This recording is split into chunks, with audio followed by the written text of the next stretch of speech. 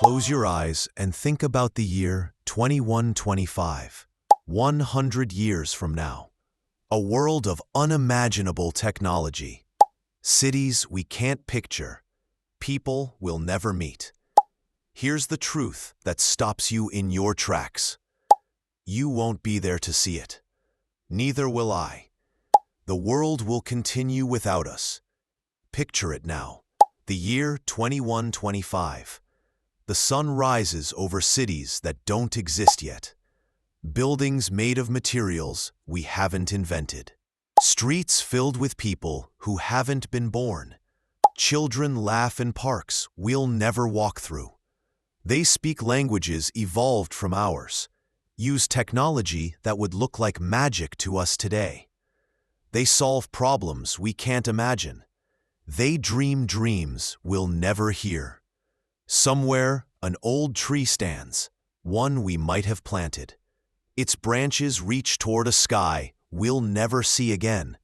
Beneath it, lovers meet for the first time. Someone proposes. Someone says yes.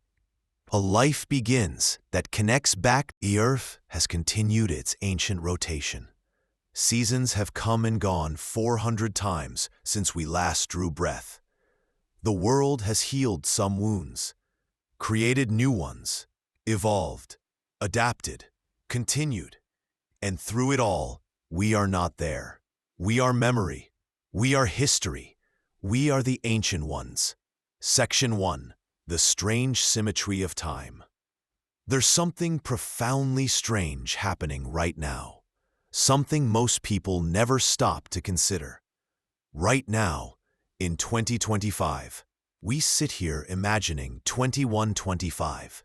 We picture flying cars, cities in the clouds, humanity spread across the solar system. We wonder what they'll wear, how they'll communicate, what problems they'll have solved, what new challenges they'll face. We imagine their world with hope and curiosity. We project ourselves forward, trying to see through time's thick curtain. But here's the beautiful mystery. In 2125, someone will be doing the exact same thing, looking backward at us. They'll sit in their advanced classrooms or their neural-linked learning pods, studying history. And 2025 will be to them what 1925 is to us. Ancient, primitive, quaint. They'll look at our photographs, the ones we're taking right now on our phones, and marvel at how we lived. They'll study our technology the way we study typewriters and telegraphs. They'll analyze our social media posts like we analyze ancient letters and diaries. And they'll ask questions we can't answer because we won't be there.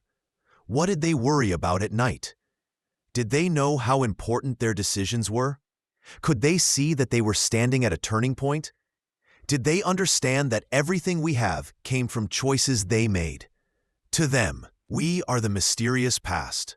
We are the ones whose daily struggles shaped their entire reality. We are the generation whose choices about climate, technology, democracy, and humanity rippled forward to create the world they inherited.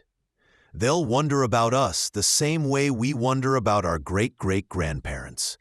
What were they like? What did they value? What did they sacrifice? What did they dream about? And here's what makes this profound. Both of us, the people of 2025 and the people of 2125, are reaching across time toward each other. We reach forward with our hopes and imagination. They reach backward with their curiosity and gratitude. But we never touch. We exist in parallel acts of wondering, separated by a century of time that neither of us can cross. This is the strange symmetry of time. The future imagines us, imagining them. We are simultaneously the dreamers and the dream, the observers and the observed, the ancient ones and the architects. And in this symmetry lies something beautiful. Connection across impossible distance, legacy without presence, meaning that transcends mortality. Section 2. The weight of being forgotten. Let me tell you something that will make you uncomfortable. Most of us will be completely forgotten within 3 generations. Your great-great-grandchildren probably won't know your name.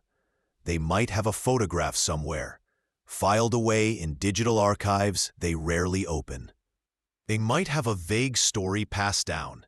Your great-great-grandfather did something important once, but the details will be fuzzy, the reality lost to time.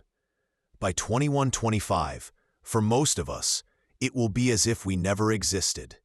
Our houses will have been torn down and rebuilt. Our possessions will have been thrown away or donated. Our social media accounts will be digital fossils, untouched and unread. Our carefully curated photos, our thoughts, our worries, our triumphs, all of it will be background noise in the vast archive of human history. This is the weight of mortality. Not just that we die, but that we're forgotten. That all the things that felt so important, the promotion we fought for, the argument we had last week, the embarrassing thing we said in 2013 that still keeps us up at night, all of it will be erased by time's patient hand. The poet Philip Larkin wrote, "What will survive of us is love." But even love fades. Even the people who loved us most will eventually join us in the forgotten. And the people who remember them will eventually be forgotten too. This is the brutal arithmetic of time. This is the weight that crushes us when we think about it too long. But here's what most people miss while they're being forgotten is not the same as not mattering. Your name might disappear. Your face might fade from memory. Your specific story might be lost. But your impact? That continues. That ripples forward in ways you'll never see, touching lives you'll never know about, shaping a future you'll never witness. Think about it. You don't know the name of the person who invented the fork. You don't know who first figured out that seeds could be planted to grow food. You don't know the name of the teacher who inspired your favorite teacher. But you benefit from all of them, every single day. Their names are forgotten, but their contributions echo through time. Their choices created the foundation upon which your entire life is built. This is the paradox of legacy. The most important contributions are often the most invisible. The most profound impacts are often the most anonymous. What will you set in motion? Section 3. The choices that build centuries. Every single thing that will exist in 2125 is being created right now. Not all at once, not obviously, but in small, accumulating choices that compound over time. The scientists working in labs today are developing technologies that won't reach maturity until 2075. Those technologies will enable innovations in 2100. Those innovations will be foundational to life in 2125. The children being born today will be the elders of 2125. The way we raise them, the values we instill, the world we leave them will determine what kind of elders they become. What wisdom will they pass to the next generation? What traumas? What hopes? The trees being planted today will be ancient giants in 2125, providing shade for people who will never know the hands that planted them. The books being written today will be studied as primary sources in 2125, giving future historians insight into how we thought, what we valued, what we struggled with. The kindness you show today to a stranger might change their trajectory in ways that ripple forward through their children, their children's children, cascading through time until someone in 2125 experiences joy or opportunity because of a choice you made in 2025 and never thought about again. This is how the future is built, not through grand gestures that history books record, but through 10,000 small choices that accumulate like snow becoming an avalanche. Every time you choose patience over anger, You're teaching someone that patience is possible. They teach it to someone else. It spreads. By 2125, it's part of the cultural fabric, and no one remembers where it came from. Every time you choose sustainability over convenience, you're casting a vote for what kind of world continues. Enough votes, and 2125 inherits a planet that can sustain them. Not enough votes, and they inherit catastrophe. This is the awesome responsibility and the profound beauty of being alive right now. You are building 2125, whether you mean to or not. The question is, are you building it consciously or unconsciously? Are you building it with care or with carelessness? Are you building a future you'd be proud to hand over, even though you'll never see it yourself? In 2125, people will walk through the world we're building right now. They'll breathe the air we're choosing to clean or pollute. They'll benefit from the systems we're choosing to improve or destroy. They'll suffer or thrive based on the wisdom or foolishness of our decisions. We are the ancestors they'll either thank or curse. We are the ones they'll study and wonder about. We are the generation that either rose to meet our moment or failed to see it. And the beautiful, terrifying truth is, we get to choose which one. Section 4. The people of 2125 are watching. I want you to imagine something. Imagine that the people of 2125 could somehow send a message back to us. Imagine they could reach across time and speak to the people of 2025. What would they say? Would they thank us for the world we left them? Or would they ask us why we didn't do more when we had the chance? Would they marvel at our foresight? Or would they be baffled by our short-sightedness? Would they say, they saw the problems and they fixed them? Or would they say, they saw the problems and they looked away? We can't know. We won't be there to hear their verdict. But they will render it anyway, and they'll live with the consequences of all choices. Here's what I believe. The people of 2125 are counting on us, even though they don't know our names and never will. They're depending on us to make decisions that benefit them, even though we'll never meet them. They're trusting us to care about a world we won't see.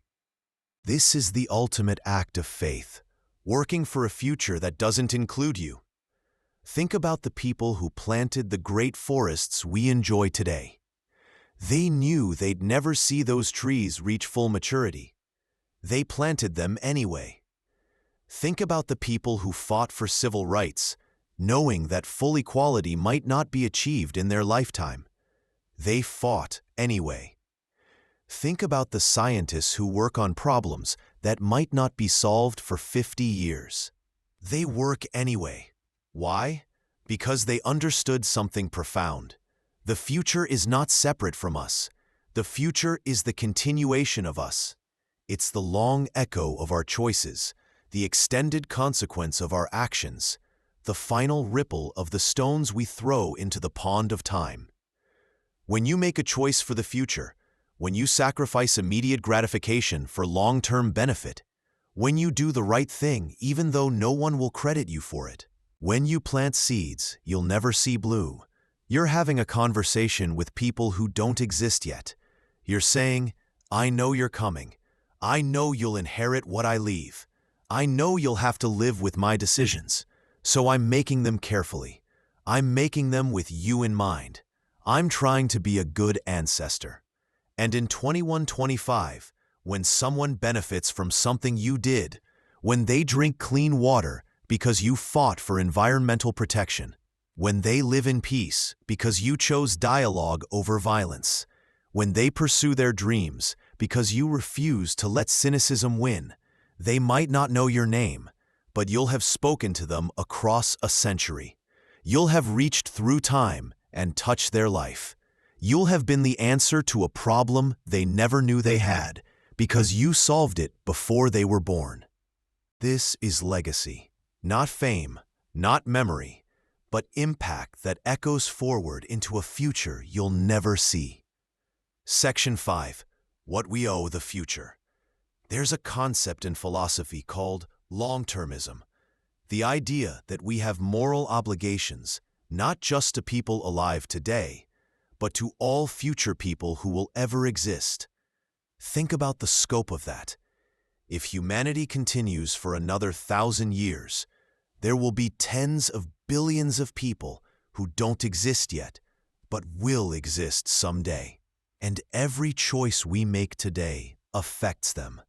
When we choose to address climate change or ignore it, we're deciding what kind of world billions of unborn people will inherit. When we choose to preserve democracy or let it erode, we're deciding whether future generations will live in freedom or tyranny.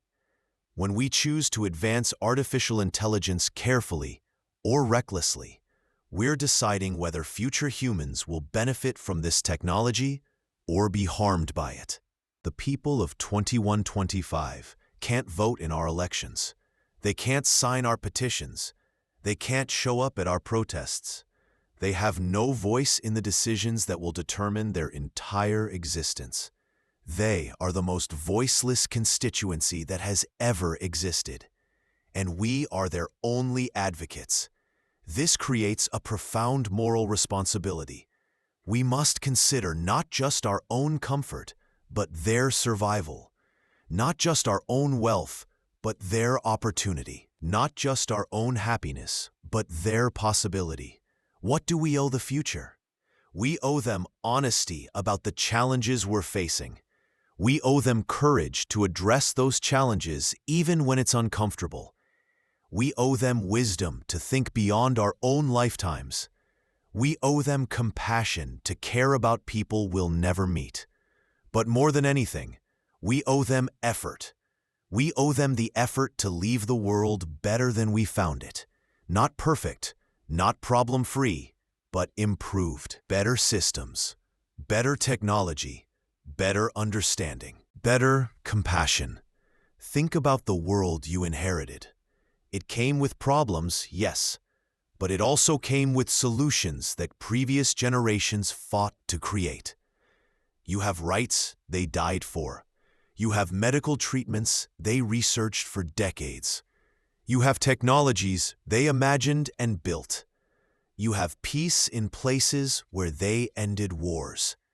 You inherited the work of millions of people you'll never know, who planted trees they'd never sit under, who fought battles they'd never see won, who made sacrifices they'd never be thanked for. Now it's your turn. What will you add to the inheritance? What will future generations receive because you lived? Will they receive a planet that can sustain them because you chose sustainability? Will they receive functioning democracy because you fought for it? Will they receive breakthrough medical treatments because you funded research? Will they receive peace because you chose dialogue? Will they receive art that moves them because you created it? Will they receive kindness as a cultural norm because you practiced it relentlessly? You are writing the instruction manual for 2125 right now. Every choice is a sentence. Every action is a paragraph. Every year is a chapter. What story are you telling them about who we were and what we cared about? Section 6. The Beauty of Temporal Humility. Here's something that should make you feel both small and significant at the same time. You are a single link in a chain that stretches from the distant past to the distant future. Behind you, thousands of generations who struggled and survived so that you could exist. Every single one of your ancestors, going back hundreds of thousands of years, survived long enough to reproduce.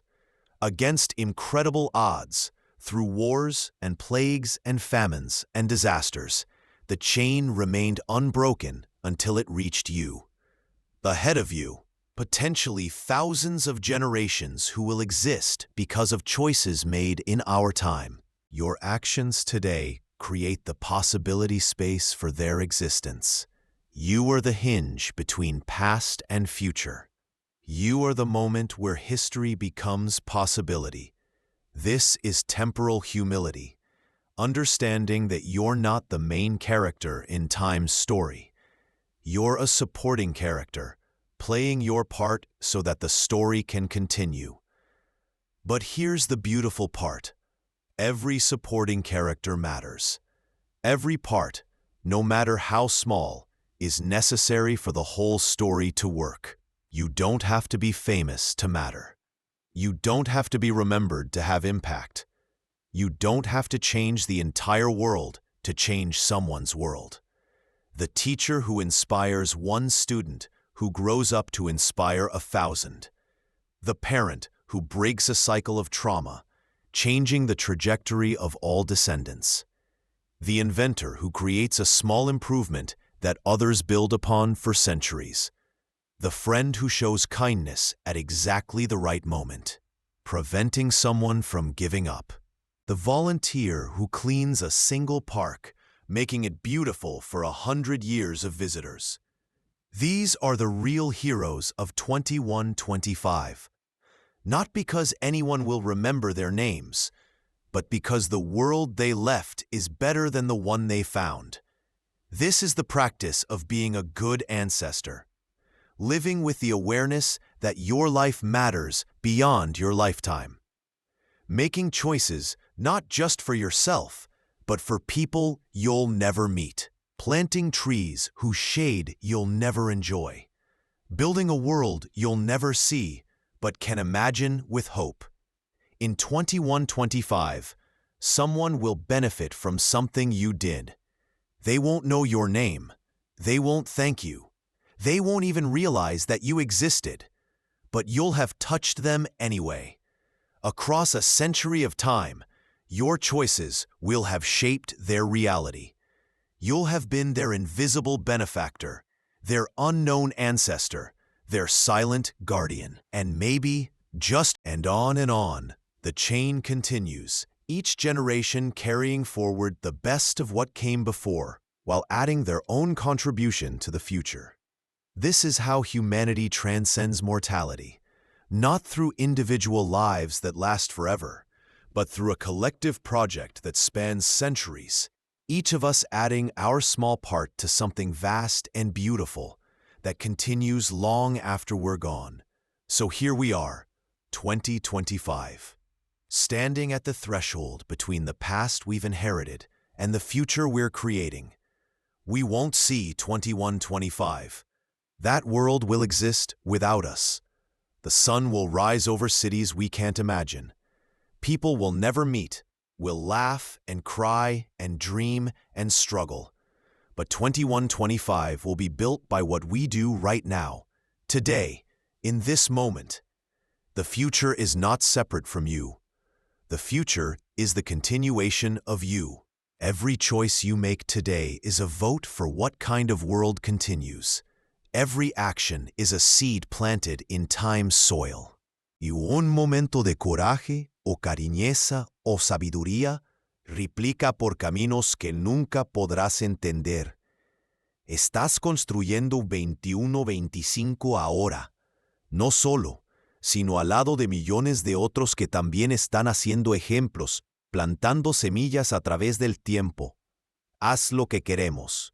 Haz lo que quieras que sea fraude, como deben estar a 100 años futuro. Sea como hacen para que las generaciones futuras te agradezcan en vez de maldigan. Plant trees you'll never sit under. Fight battles you might not see won. Create beauty that will outlast you. Show kindness that ripples forward. Make sacrifices for people who don't exist yet.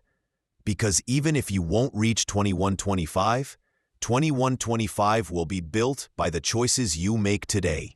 Your name might be forgotten, but your impact, that continues, that matters, that echoes across time into a future you'll never see but can help create. This is your legacy. Not fame, not memory, but the long echo of your choices, the extended consequence of your actions, the final ripple of the life you lived. The people of 2125 are counting on you, even though they don't know it yet. Don't let them down.